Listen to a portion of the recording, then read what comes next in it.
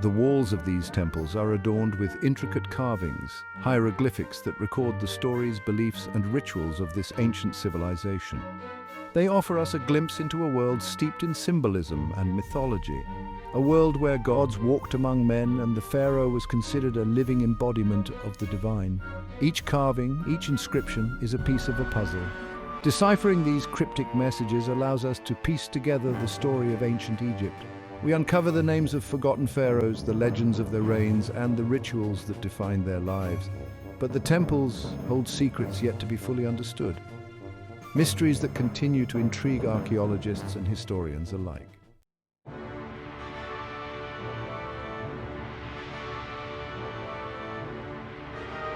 Join us now on a journey through time.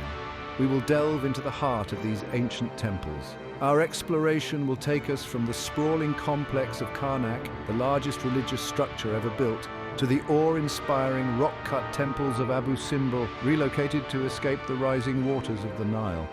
Along the way, we will uncover the stories behind their construction, the deities they honored, and the secrets they hold. Prepare to be amazed by the ingenuity of the ancient Egyptians and the enduring legacy of their civilization. This is a journey into the heart of a civilization that continues to fascinate and inspire us millennia after its peak.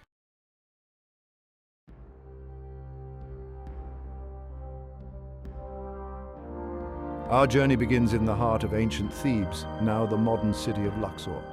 Here, on the banks of the Nile, lies Karnak, the largest temple complex ever built. Imagine a city of temples stretching over 200 acres, a testament to the power and ambition of the pharaohs. Karnak was not built by a single ruler, but evolved over centuries, each pharaoh adding their own mark. It was a place of pilgrimage where people from across Egypt came to worship. They came to seek the favor of the gods, to offer prayers, and to participate in the grand festivals that marked the religious calendar. The very air would have vibrated with the sounds of chanting priests, the music of sistrums and drums, and the murmur of thousands of worshippers.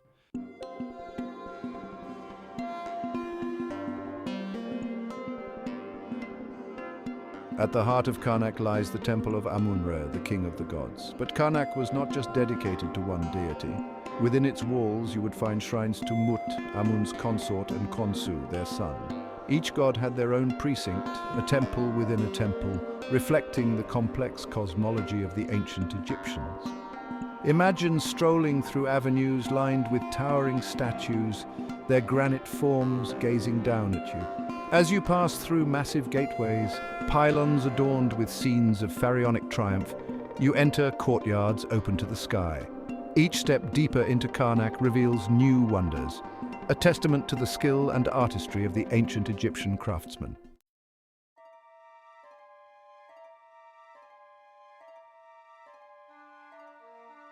Perhaps the most awe-inspiring sight at Karnak is the Great Hypostyle Hall, a forest of stone columns.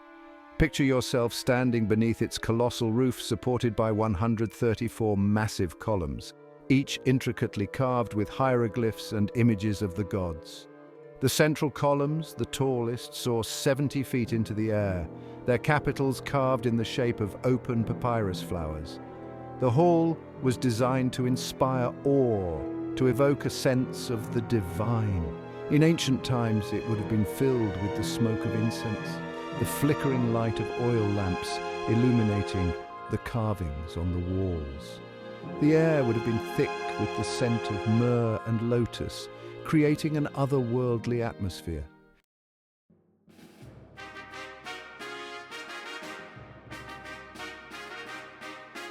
Amun-Re, the god worshipped at Karnak, was originally a local deity of Thebes.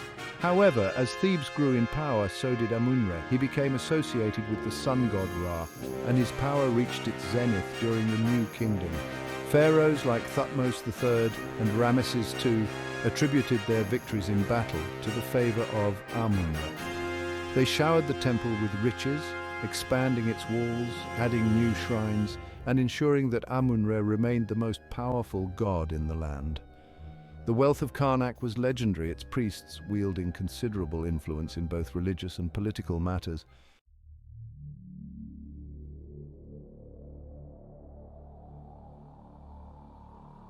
Karnak is more than just a collection of ruins. It is a testament to the enduring power of belief, a place where the echoes of ancient rituals still resonate. Standing amidst its towering columns, one cannot help but feel a sense of connection to the past.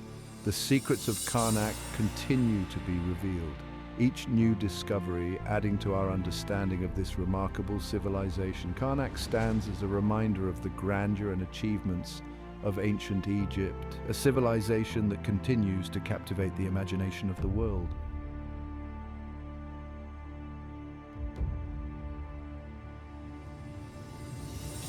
Our journey now takes us south to the very edge of Egypt, where the Nile flows into the land of Nubia.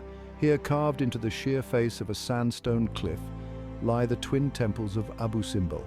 These colossal monuments were not built to honor a god, but as a lasting testament to the power and glory of Pharaoh Ramesses II, known as Ramesses the Great.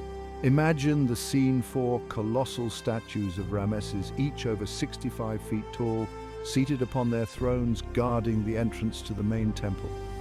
Their imposing figures, their stern expressions were meant to inspire awe and fear in all who beheld them. Ramesses II, who reigned for over 60 years, was determined to leave an indelible mark on the landscape, a monument that would outlive him for millennia.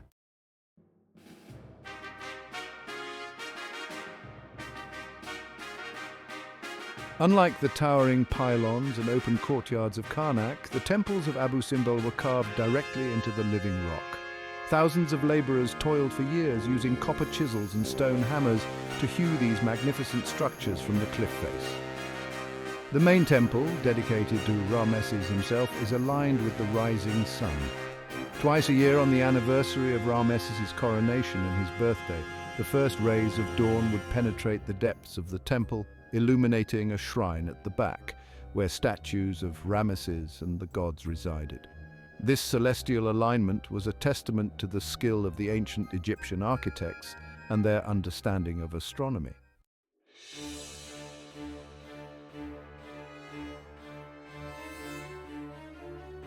For centuries, the temples of Abu Simbel stood as a testament to the glory of Ramesses II, enduring the ravages of time and the desert winds.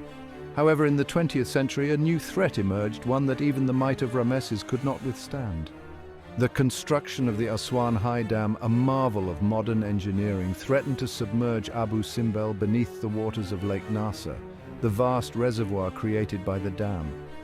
The rising waters would have drowned the temples, their intricate carvings and colossal statues lost forever beneath the lake. A global outcry ensued, as people around the world rallied to save this irreplaceable treasure of human heritage.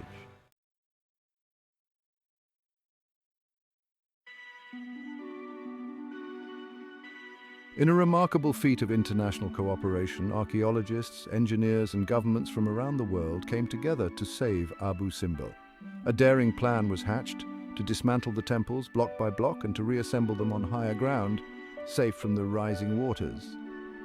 Time was of the essence, as the waters of Lake Nasser were already rising.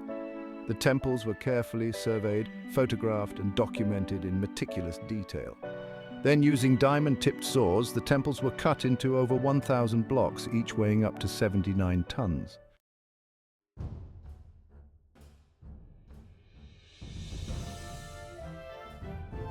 The blocks were then transported to their new location, a site carefully chosen to replicate the original orientation of the temples. A massive artificial hill was constructed, its core reinforced with concrete, to provide a new foundation for the ancient stones. Piece by piece, the temples were reassembled, like a giant jigsaw puzzle. Their intricate carvings and colossal statues painstakingly put back together. The relocation of Abu Simbel was a triumph of human ingenuity and international collaboration. It stands as a testament to our ability to preserve the past for future generations, even in the face of seemingly insurmountable challenges.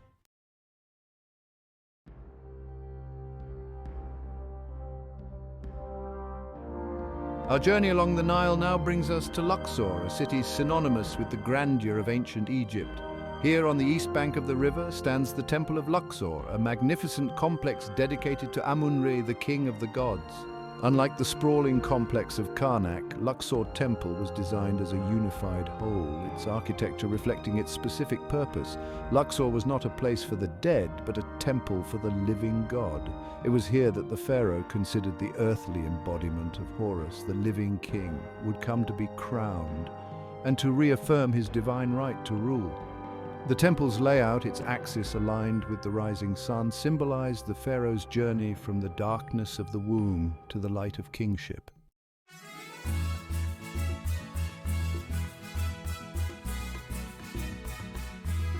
Imagine the scene. The pharaoh, adorned in glittering gold and vibrant colors, carried on a palanquin through the streets of Thebes. He is followed by a procession of priests, musicians, and dancers, their chants and the rhythmic beat of drums filling the air. They're making their way along a grand avenue lined with sphinxes, their watchful gazes guiding the procession towards Luxor Temple. This was the route of the annual Opet festival, a joyous celebration that reaffirmed the bond between the pharaoh and the god Amun-Re. The avenue, over 1.5 miles long, connected Luxor Temple with Karnak, creating a symbolic axis between the earthly and the divine.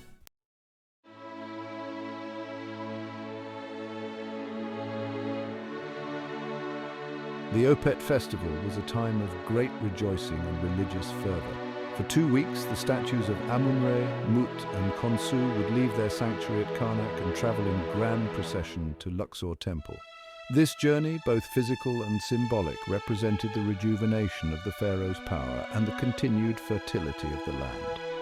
During the festival, the pharaoh would perform rituals before the statues of the gods, offering them gifts and reaffirming his commitment to upholding Ma'at, the cosmic order. The Opet festival was a public spectacle, a time for the people of Thebes to witness the piety of their ruler and to share in the blessings of the gods.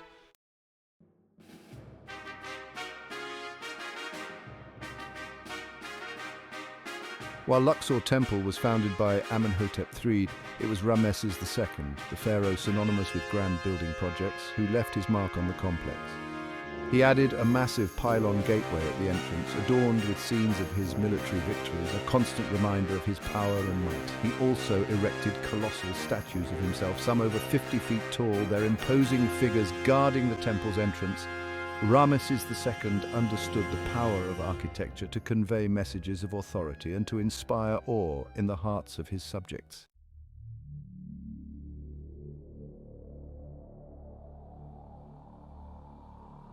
Today, Luxor Temple stands as a testament to the enduring legacy of ancient Egypt. Its massive pylons, its towering colonnades, and its intricate carvings continue to captivate visitors from around the world. As you wander through its courtyards, imagine the echoes of ancient chants, the rhythmic beat of drums, and the scent of incense filling the air. Luxor Temple is more than just a collection of ruins.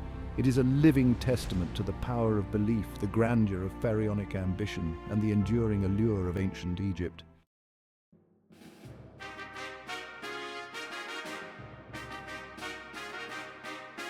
As our journey continues, we venture further south along the Nile, leaving behind the grand complexes of Karnak and Luxor. Our destination, Edfu, home to a temple dedicated to Horus, the falcon-headed god of kingship, protection, and the sky. Imagine sailing down the Nile, the sun beating down on the water, reflecting the brilliant blue of the sky. As you approach Edfu, a massive pylon comes into view, its surface adorned with intricate carvings depicting Horus in all his glory. This is the Temple of Edfu, one of the best preserved temples in all of Egypt. Its towering walls, its well-defined reliefs, and its harmonious proportions offer a glimpse into the architectural brilliance of the Ptolemaic period.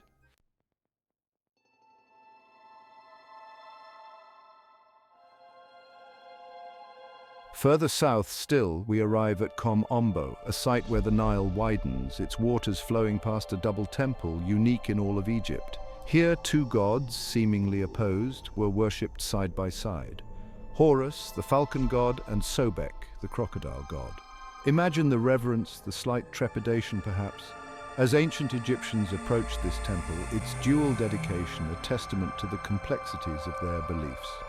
The temple is divided along its central axis with identical entrances, halls, and sanctuaries dedicated to each god. On one side, Horus, representing order and light, while on the other, Sobek, associated with chaos and the Nile's fertile floods.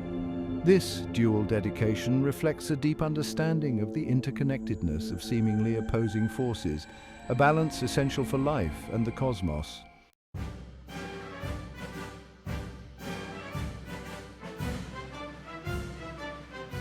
The temples of Edfu and Kom Ombo, though built centuries after the peak of pharaonic power, offer valuable insights into the continuity of ancient Egyptian beliefs and practices. Their walls, covered in hieroglyphs and reliefs, provide a wealth of information about daily life, religious rituals, and the intricate mythology that permeated Egyptian society. Recent excavations at both sites have unearthed even more secrets, hidden chambers, foundation deposits, and even evidence of earlier structures that predate the existing temples. These discoveries continue to challenge our understanding of these sites and their evolution over time.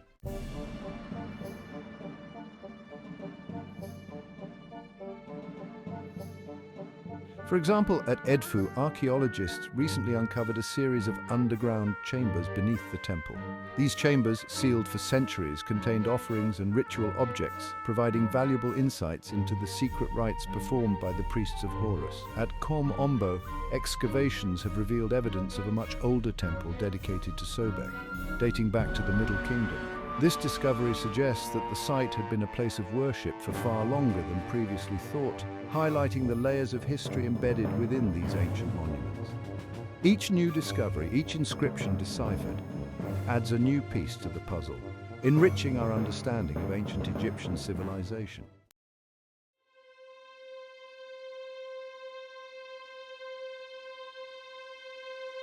While the grand temples of Karnak, Luxor, and Abu Simbel dominate our imagination, these smaller, lesser-known temples like Edfu and Kom Ombo offer a more intimate glimpse into the lives and beliefs of the ancient Egyptians. They remind us that Egyptian civilization was not monolithic, but rather a tapestry woven from diverse threads, with regional variations in beliefs, practices, and artistic expression.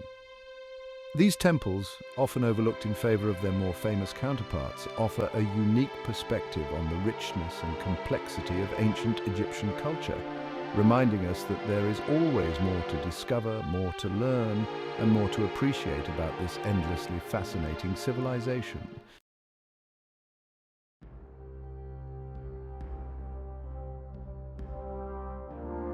Our journey through the temples of ancient Egypt takes us now to a place of breathtaking beauty and architectural daring. Nestled against the sheer cliffs of Deir el-Bahari, on the west bank of the Nile, lies the mortuary Temple of Hatshepsut, a monument as unique as the pharaoh who commissioned it. Imagine a temple that seems to grow organically from the very rock face, its terraces rising in perfect harmony with the natural landscape.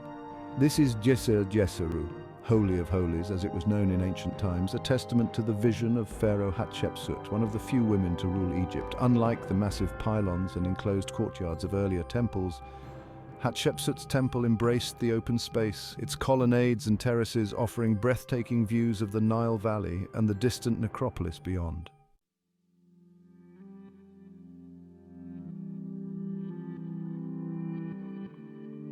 The temple's most striking feature is its innovative design. Instead of a single imposing structure, Hatshepsut's architect, Senenmut, conceived of a series of terraces, connected by ramps and staircases, creating a sense of movement and ascension. Picture yourself ascending these ramps, the heat of the sun tempered by the cool shade of the colonnades. As you climb higher, you are drawn deeper into the temple's sacred precinct, the surrounding landscape unfolding before you like a vast panorama. Lush gardens, once filled with exotic plants and fragrant flowers, lined the terraces, transforming the harsh desert environment into a verdant paradise, a fitting tribute to the life-giving power of the Nile.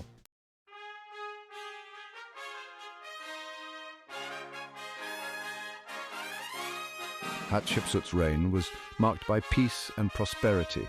She launched ambitious building projects, expanded trade routes, and reasserted Egypt's dominance in Nubia. However, her gender presented a challenge to traditional notions of pharaonic authority. To legitimize her rule, Hatshepsut, embraced both masculine and feminine imagery, often depicting herself as a male king, complete with a beard and kilt. Yet she never completely abandoned her feminine identity. The reliefs and inscriptions that adorn her temple tell the story of her divine birth, claiming her lineage directly from the god Amun-Re. Through this carefully crafted narrative, Hatshepsut asserted her right to rule, challenging the patriarchal norms of her time.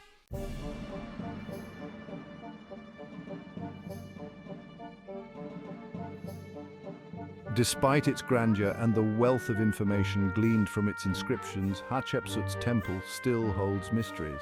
Why, for example, was the temple vandalized after her death, her images defaced and her name erased from many inscriptions?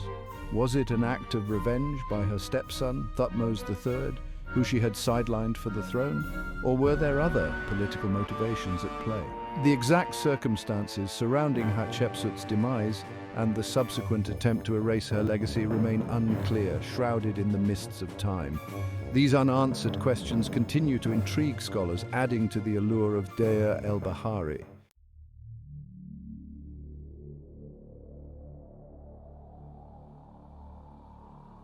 Despite these acts of vandalism, Hatshepsut's temple stands as a powerful symbol of her ambition, her political acumen, and her undeniable impact on Egyptian history. It is a testament to the creative genius of her architect Senenmut, whose innovative design broke with tradition, ushering in a new era of architectural expression. As you stand before this architectural marvel, feel the presence of Hatshepsut, the female pharaoh who dared to challenge convention and whose legacy continues to inspire awe and wonder centuries later. Her story, etched in stone, reminds us that the past is never truly gone, but continues to resonate in the present, offering valuable lessons for our own time.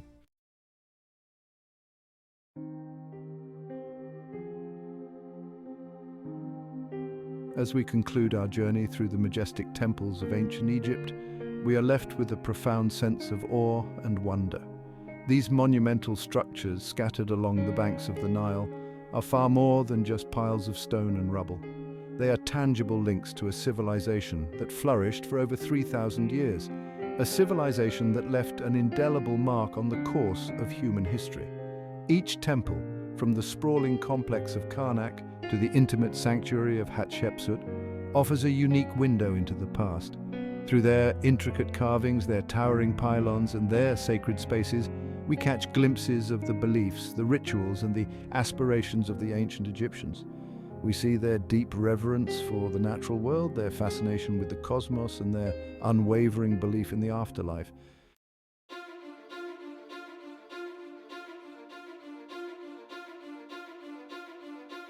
The temples of ancient Egypt are not only testaments to religious devotion, but also showcases of architectural innovation and artistic mastery. The ancient Egyptians were masters of engineering, capable of quarrying, transporting, and erecting massive blocks of stone with astonishing precision. They developed sophisticated mathematical and astronomical knowledge, evident in the precise alignment of their temples with the stars and the solstices. Their artistic legacy is equally impressive. The reliefs and statues that adorn these temples are not merely decorative but served a deeper purpose, conveying complex narratives about the pharaohs, the gods, and the cosmic order. The vibrant colors, the meticulous attention to detail, and the sheer scale of these works of art continue to inspire awe and admiration today.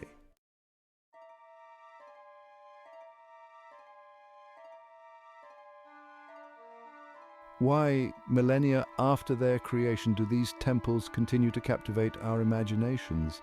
Perhaps it is because they offer a glimpse into a world so different from our own, a world where gods walked among mortals and the pharaoh was considered a living embodiment of the divine. Perhaps it is the sheer scale and grandeur of these structures, their imposing presence, a testament to the ambition and ingenuity of their creators. Or perhaps it is the enduring mystery of ancient Egypt that continues to draw us in. Despite decades of archaeological research and scholarly inquiry, many questions remain unanswered.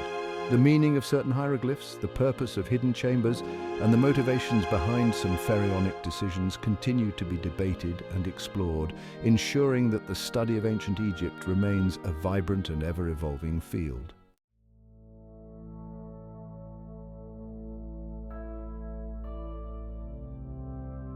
As we stand before these ancient monuments, we are reminded of the passage of time, the rise and fall of civilizations, and the enduring power of human creativity. The Nile, the lifeblood of ancient Egypt, continues to flow past these temples, its waters reflecting the same sun that shone on the pharaohs millennia ago. The temples, though weathered by time and the elements, stand as silent witnesses to a glorious past. Their presence a reminder that even the mightiest empires eventually crumble, leaving behind only echoes of their former glory. Yet, within those echoes, we find inspiration, a testament to the enduring power of the human spirit to create, to believe, and to leave a lasting mark on the world.